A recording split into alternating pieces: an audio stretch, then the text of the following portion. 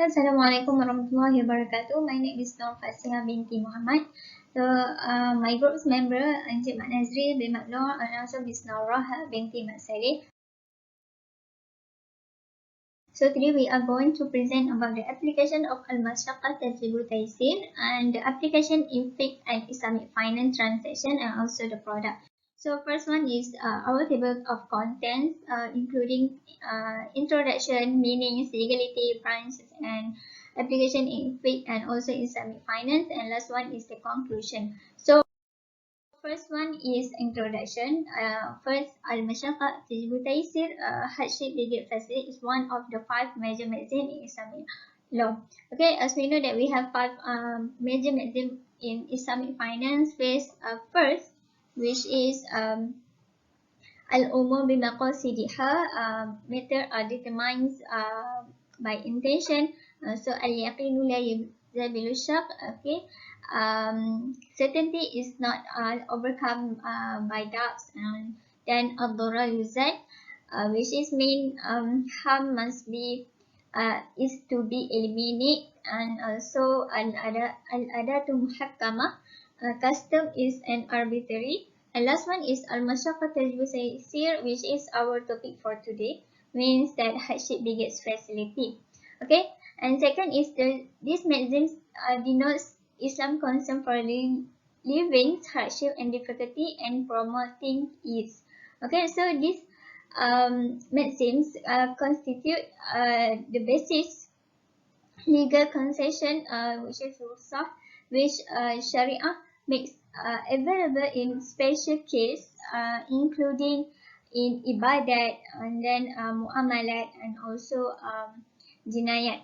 Okay, and third is it does so by legalizing in exceptional situation the relation or normally stringent rules.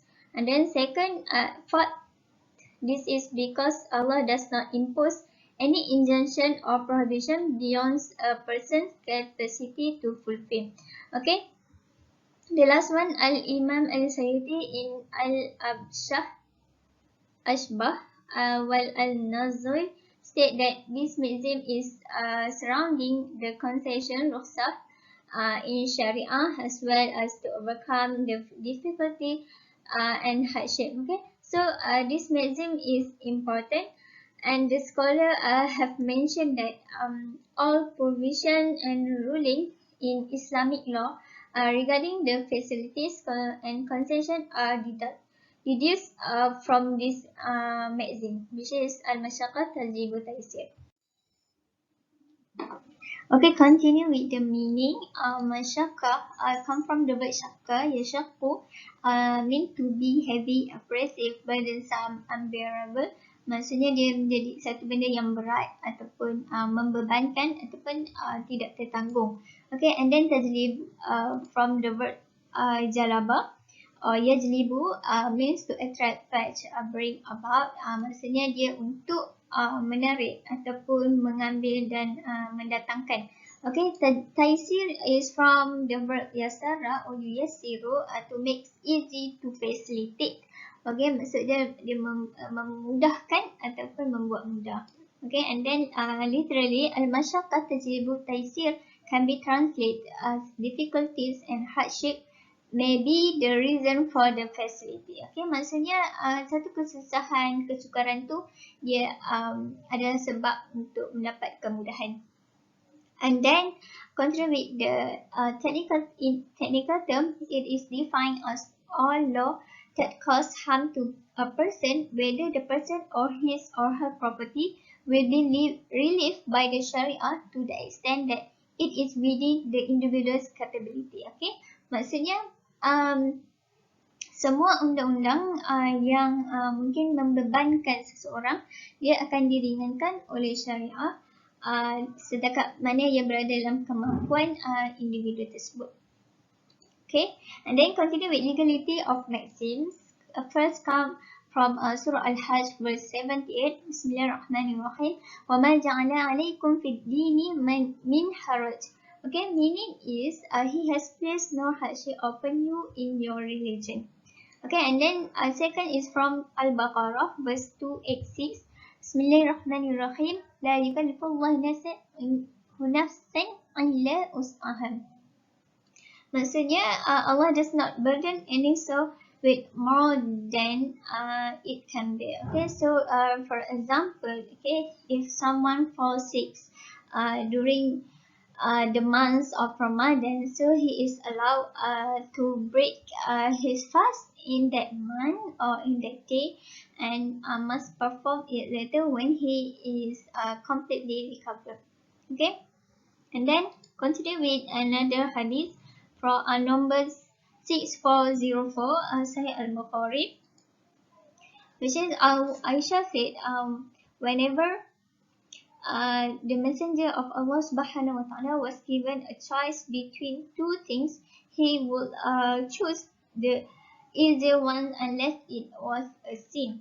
Okay, so this is another hadith that indicate that Allah wants ease for His servant and hence allow various facilities for them in every aspect of their life. Okay, so choosing the easy way of dealing with was the usual practice of the Prophet Muhammad SAW, and therefore avoiding hardship could be preferred in the Sharia, as we are advised to emulate the Prophet Muhammad SAW.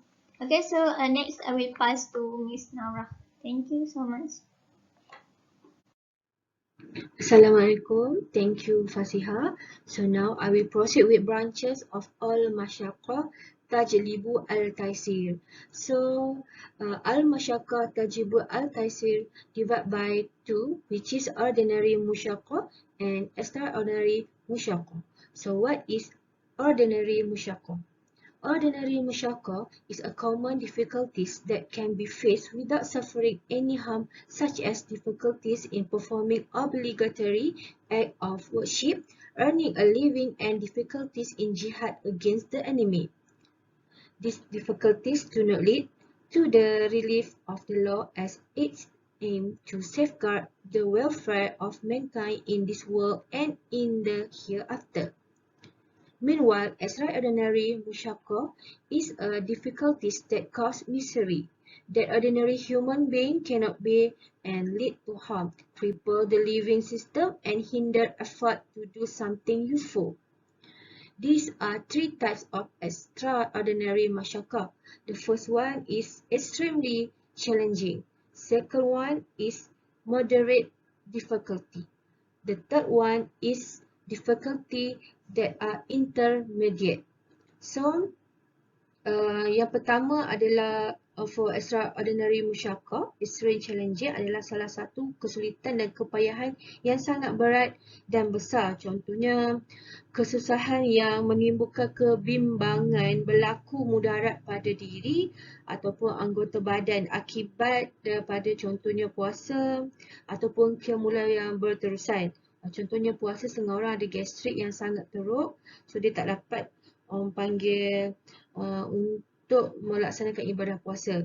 So the second one is moderate difficulty, iaitu kesulitan yang ringan, contohnya sakit yang masih boleh ditanggung. Musyaqqah ini tidak diambil terima kerana menghasilkan maslahah.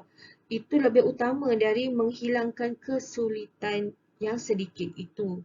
And the last one is kesulitan yang pertengahan, di mana misalnya maksudnya adalah kesakitan yang biasa. Kesakitan yang biasa yang hukumnya tertakluk kepada kesulitan itu sendiri.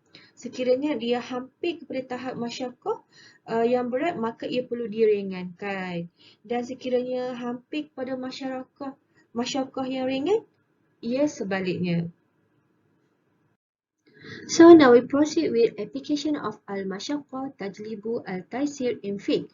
So there are several reasons for the relief given by the Sharia in worship. The first one is travelling ataupun musafir. So jadi musafir ni syarat memberikan keringanan seperti jamak dan kasar. Then next is sickness. Sickness mean bila seseorang tu sakit, syarat memberikan keringanan untuk meninggalkan puasa, ataupun boleh membuat tayamum kalau tak boleh kena air. Okay, itu contohlah. Seterusnya adalah compulsion. Compulsion ni adalah paksaan.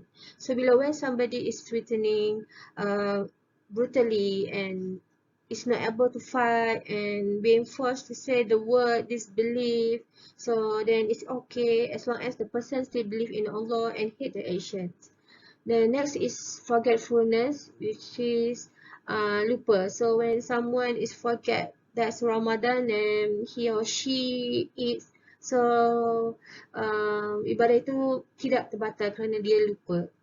Next is ignorance. Ignorance mean kejahilan. So di sini kejahilan bermaksud contoh kejahilan adalah bila the prayer of a person who talk during prayer because the person did not know that it will be invalid, the prayer is considered valid sebab dia tak tahu. Okay, seterusnya adalah difficulties and umum al-bawa means general difficulty. Jadi general difficulty ni adalah orang panggil kepayahan, iaitu contohnya general difficulty adalah contohnya, person has difficulty to remain the state of ablution and required to pray, then the prayer is valid. For example, patient will suffer uncomfortable urinations, unstoppable mensurations continue and so forth. So next is incapacity. Incapacity means kekurangan.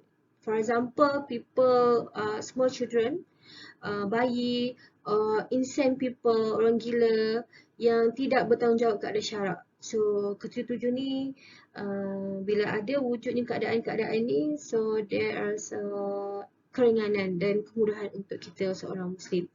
So how kita nak membuat ataupun nak menjalankan keringanan dan kemudahan ini, kita ada banyak types. So there are some types of relief according to Syariah.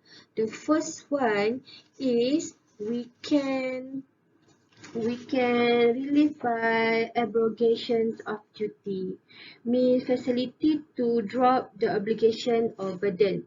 For example, to drop the obligations to perform solat Jumaat or to perform haji because of their sickness. But the facility must be came from the Syariah. So kita tak boleh nak orang panggil buat sendiri, release sendiri, tak boleh. Must based on Qur'an and Sunnah. And second one is lightness by reducing the load, which is facility to lessen or to reduce the obligation or burden. For example, shortening the prayer qasar during the journey. Next is relief with replacement of conversions. For example, to replace the wudu with the tayammum in case of unavailability of water. So next is relief by advance. Relief by advance ni means the facilities to perform in advance or facility to delay the performance. Example, jamak takdim and jamak takdim. So the performing asar prayer in zuhur prayer. Then jamak takhir performing zuhur prayer in asar prayer. Okay. So next is relief by ending it. Keringanan dengan mengakhirkannya. Means for example, penangguhan puasa disebabkan musafir. Dan second example, bila menangguhkan, kita boleh menangguhkan sembahyang demi menyelamatkan orang mati lemas ataupun terbakar ke. So kita nak membantu dan kita boleh mengakhiri sesuatu ibadat itu. Okay. Seterusnya, relief get rusak due to the disparations or compulsions. Means facility to orang panggil tarik to ease the burdens. For example, contohnya minum arak disebabkan kerana terlalu dahaga dan ketiadaan air.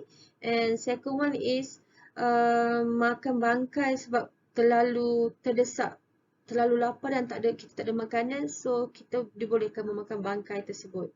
And the last one is the ease of changing.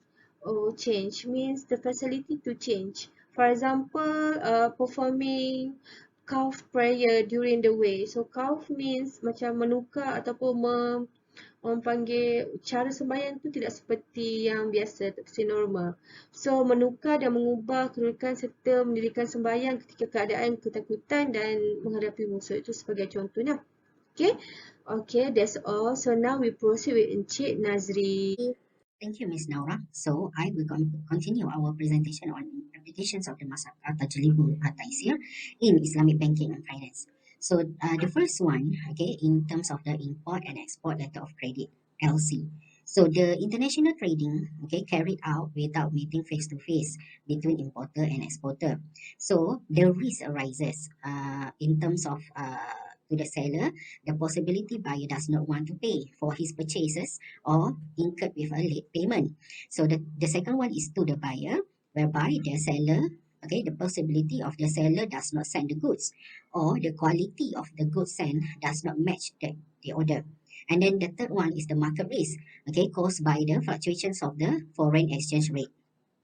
This risk is a mushaqqah that must be replaced with an is, a paisir. In order for the sales and purchases transaction to continue, an import and export letter of credit agreement are formed. With an import and export letter of credit contract agreement, it will guarantee the payment desired by the seller for the delivery of the goods, and also it will be guaranteed by the bank that issues the letter of credit. The rule of al-Masyaqqah Tajlib al-Taysir is applied to minimize a risk contained in a pure buying and selling contract. So, it is necessary to make transaction easier. Okay, the second one is ijara asset covered with insurance. So, ijara asset should be covered by takaful. So, it is permissible for an ijara asset to be covered by insurance policy in case there is non-takaful product offered.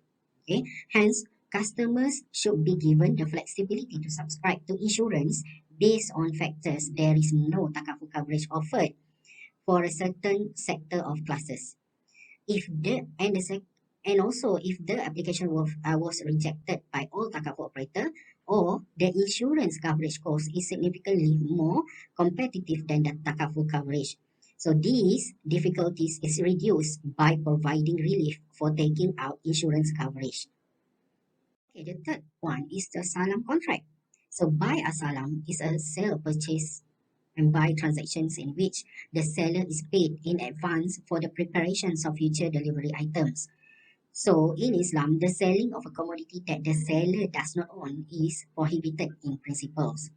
So due to the need for farmers and money or capital producer to develop their crops, the practice of salam has been authorized as an exception, thus allowed because it will be harmful and difficult for the community if it is forbidden. So there is actually many more contracts that being applied with the al-Masyaqqah Tajlibu at-Taisir. Okay, so as a conclusion, Islam does not force people to do things that they can afford to bear. Okay, so Islam provide relief to its people. The relief provided by this rule applied to several elements of Muslim life, including prayer and daily transactions such as financial, economic, social, and community concern. Furthermore, the implementations of the rules is to find comfort in every hardship, with restrictions and conditions established to ensure that these rules does not be abused. Thank you so much, and Assalamualaikum warahmatullahi wabarakatuh.